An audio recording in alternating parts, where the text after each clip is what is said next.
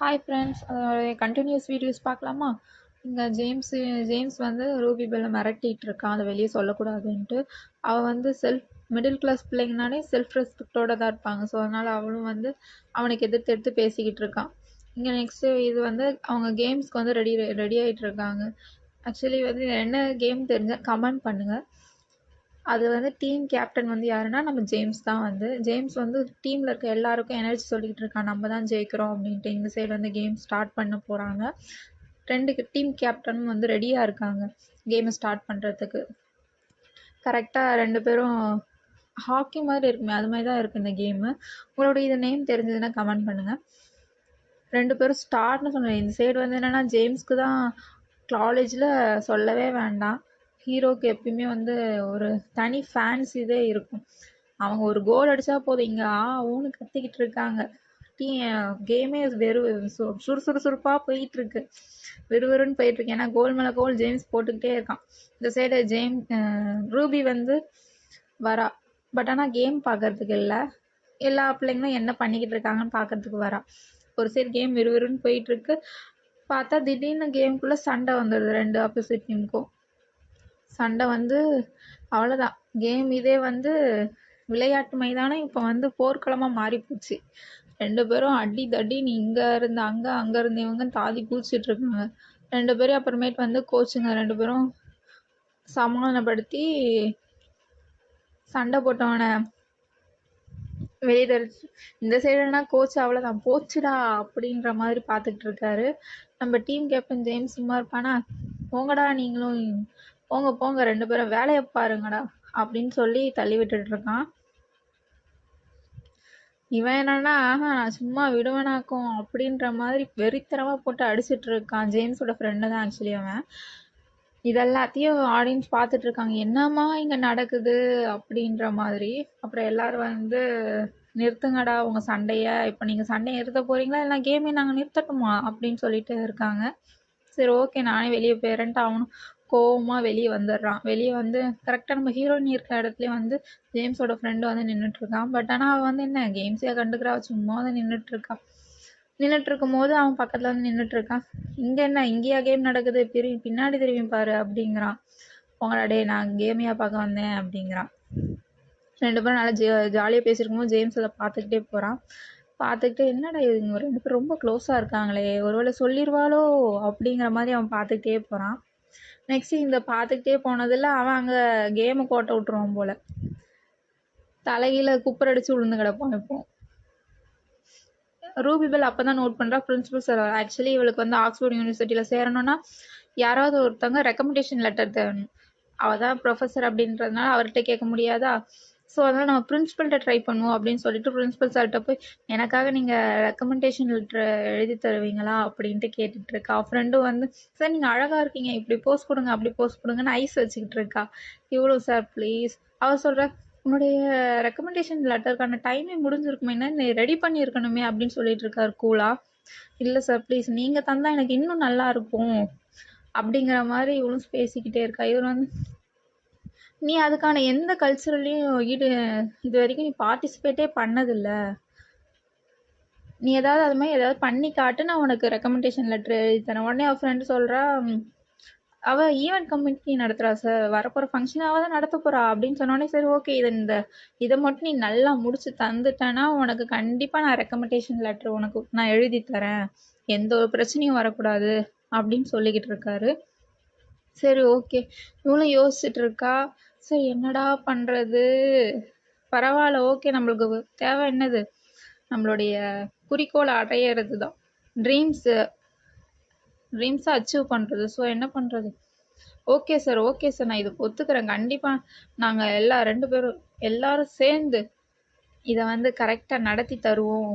Happy sir, நீங்கள் எனக்கு recommendation letter தரேன்னு சொன்னதுக்காக நான் என்ன வேணாலும் பண்ணுவேன், என்னுடைய ஃபுல் எஃபெக்டை போடுவேன் அப்படின்னு ஒரு மூஞ்சில் வரும் பாருங்க அவளுக்கு ஒரு ஹாப்பினஸ்ஸு, சொல்ல முடியல அவளால்.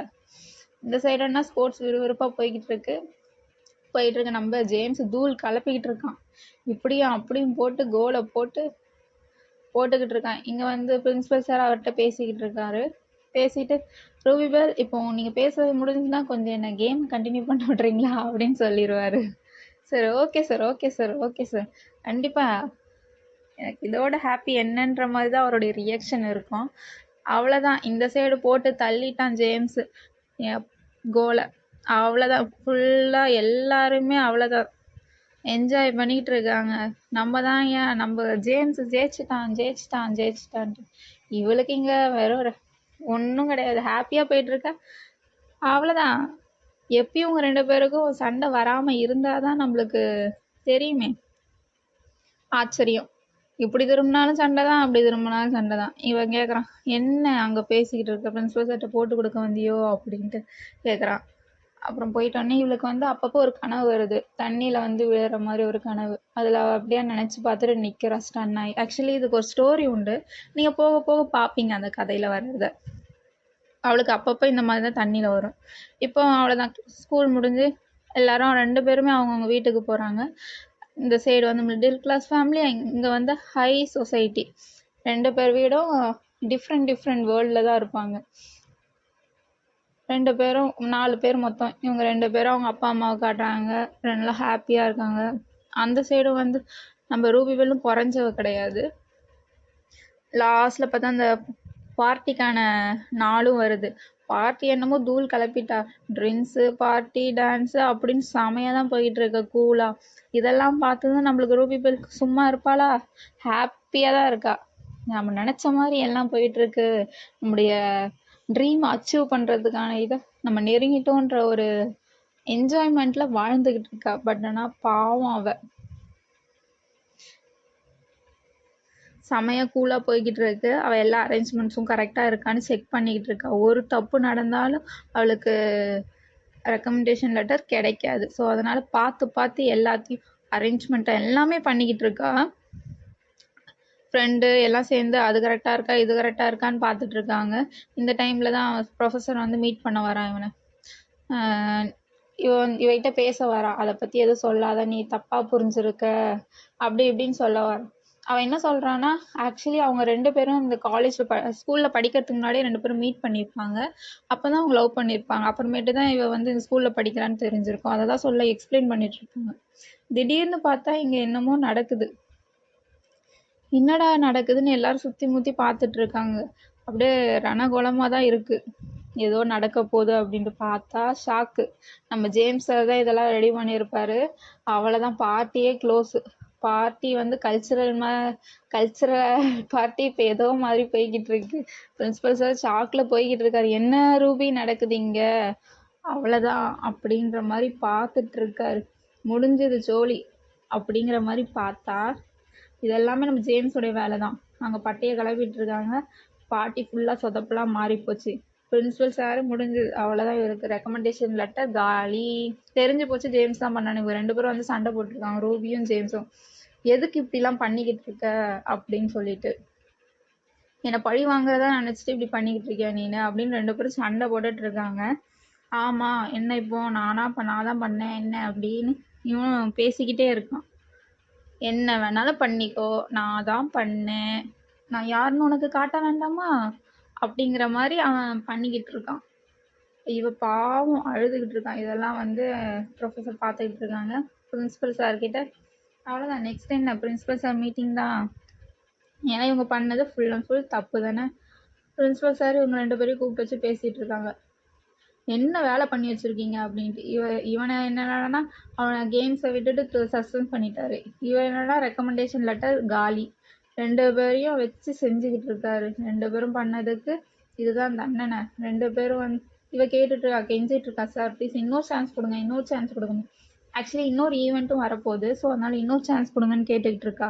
சரி ஓகே, பட் ஆனால் இவன் இப்போ என்ன பண்ணுவான், கேம்ஸ் இதில் தான் சஸ்பெண்ட் பண்ணியாச்சு, இவனும் சும்மா தான் இருப்பான். ஸோ அதனால் இவனையே சேர்த்துக்கோ, இதுதான் உனக்கான பனிஷ்மெண்ட் அப்படின்னு ஜேம்ஸ்கிட்ட சொல்லிடுறாங்க.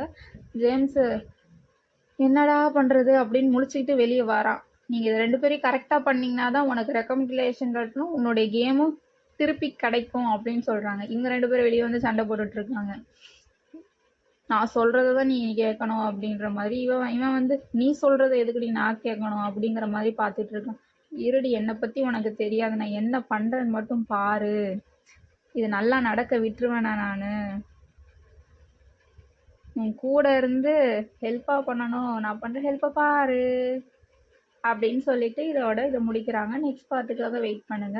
உங்களுக்கு இந்த ஸ்டோரி பிடிச்சிருந்தா கமெண்ட் பண்ணுங்க.